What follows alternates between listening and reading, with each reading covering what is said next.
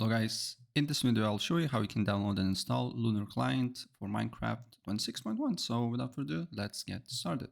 First of all, open a browser, then you just need to look for Lunar client and click the first link here. Then you just need to press download and download for Windows, Mac OS or Linux. It's up to you. In my case it will be Windows, so I just need to then open up a setup here and it will take a couple of seconds. Then select language, press next, then agree terms of use and privacy policy, and just install and wait until installation process is done. As you can see here, I need to close installer and rerun again. And after I close installer and run it again, as you can see here, now it's working. Then you need to log into Microsoft account, press on it, and log in with your account.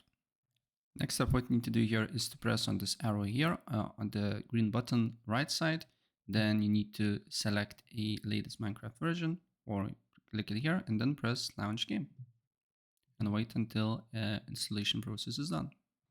So yeah, after a few minutes, you will the game will run automatically, and as you can see here now, I'm on Lunar client 26.1. So yeah, that's basically it. And if I help you out, please press like.